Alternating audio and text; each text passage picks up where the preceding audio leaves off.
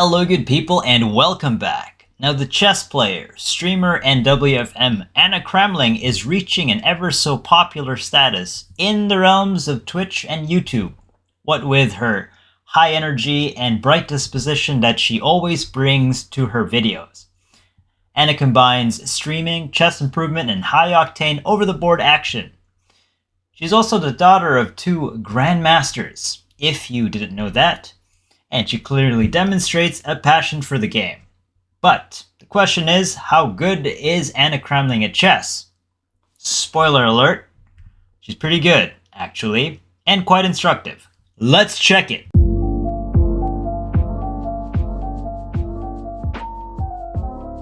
Welcome to Trending in Chess, Level Up Edition. So this game took place during the Reykjavik Open in Iceland, recently in 2023, actually. And Anna Kremling plays as black against Henry Brede. I don't have a photo of Mr. Brede, but according to the database, he's rated 1668 and Anna Kremling is rated 2066. I know you're probably thinking, why against somebody much lower rated? But you guys would be quite surprised if you've ever played classical chess. There are a lot of resources to think about. Potshot tactics and little bag of tricks don't really work, and 1600s can be quite tough in the classical time format. Oh, before I begin and before I forget, if you do like this content, please leave a like and subscribe. You have my gratitude. Let's get started. White starts with e4. This is the King's Pawns game, c5 by black. Sicilian defense. I think Anna often plays this, and I play this opening as well. Knight to f3, e6. This is the French variation of the Sicilian defense. c3, avoiding the main confrontation on d4. d5, striking at the center. This bishop will need developing, though.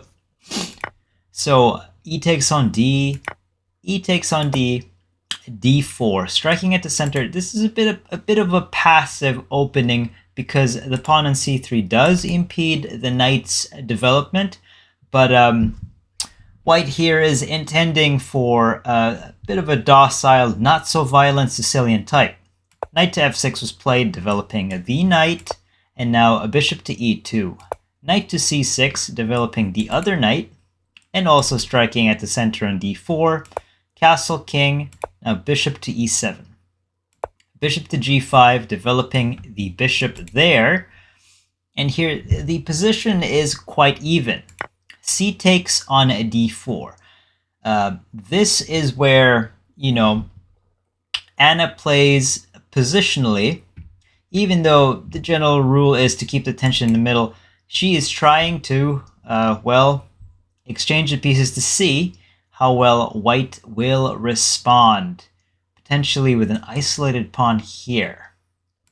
Now, c takes on d4. Another option would have been simply to take here and say after trades, queen. This way, if black, or rather if white, who's around mid-1600s, understood the positional nuances of the game, Anna's d5 pawn is isolated. Both of them have the bishop pair, and usually in the middle game, it's not often recommended to have an isolated pawn. In any case, in the game, c takes on d4 happened, and now h6, just asking the light squared or the dark squared bishop for white, where do you want to go? Here, the bishop moves to h4. Castle king, and Anna completes her development. Knight to c3 was played, developing the knight. Bishop to e6, putting in a functional square, allowing for the rook to move to c8 if need be. Rook to e1 was played, and now Anna strikes at the middle first with knight to e4. The opponent does not take, and instead plays bishop takes on e7. Mind you, this bishop is en prise if ignored. So the opponent decides to trade. Knight takes on e7. Rerouting the knight, protecting the pawn there on d5.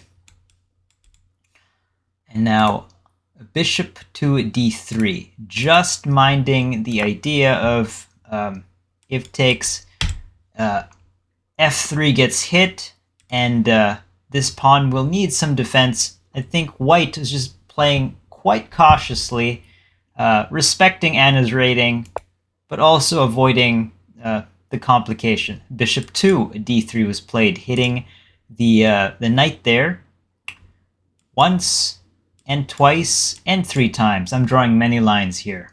In any case, so Anna takes on c3, b takes on c3, and now rook to c8. So the thing about stronger players usually is, one, they have a plan, they calculate better, and the third thing is they look for targets, and that is a backwards pawn. Backwards pawn because the light square is occupied by the d5 pawn, and hence this pawn will need somebody to back it up.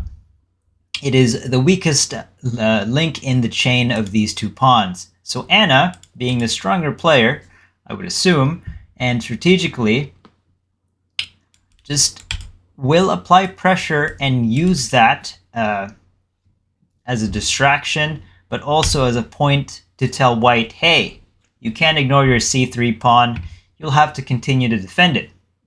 So queen to b3, defending the pawn here, striking on b7. Now rook to c7, the rook lift on the 7th rank, ideas of potentially queen to c8.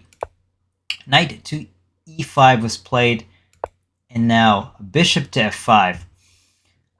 It seems to me that Anna's trying to trade, and then maybe knight to d6, using the knight on d6 as an outpost for e4 and e4 and c4. White responds with queen to c2, avoiding the trade, but now queen to c8, defending the bishop there twice, but also now attacking. And here Anna demonstrates why she is a WFM relative to her opponent's level.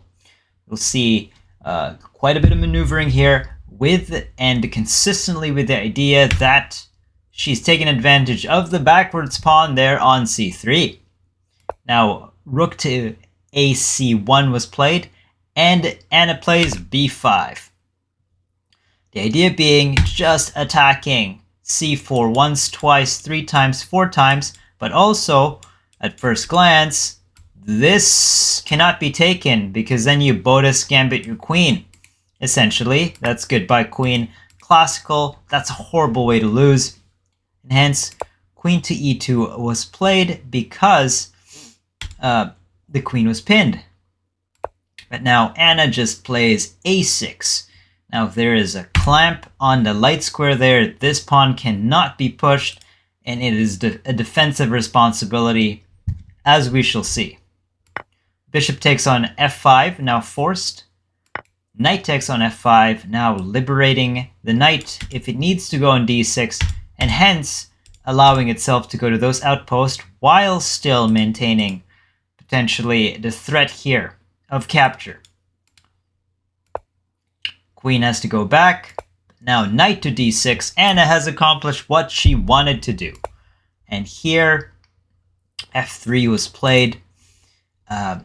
This is now a bit of an advantage for black here. Again, because of this backwards pawn, which Anna shows a clinic here. Knight to c4. And knight takes. Now what do you take here? Because you want to impose your will on this bad pawn.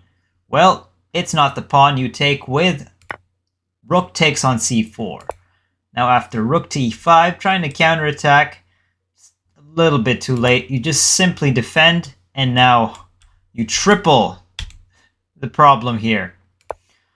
Rook to e7 was played, but now simply b4. If takes, that's goodbye rook for no compensation. Queen to f4 was played, But now it's time to take the pawn. B takes on c3. That is officially a passer and a very dangerous one.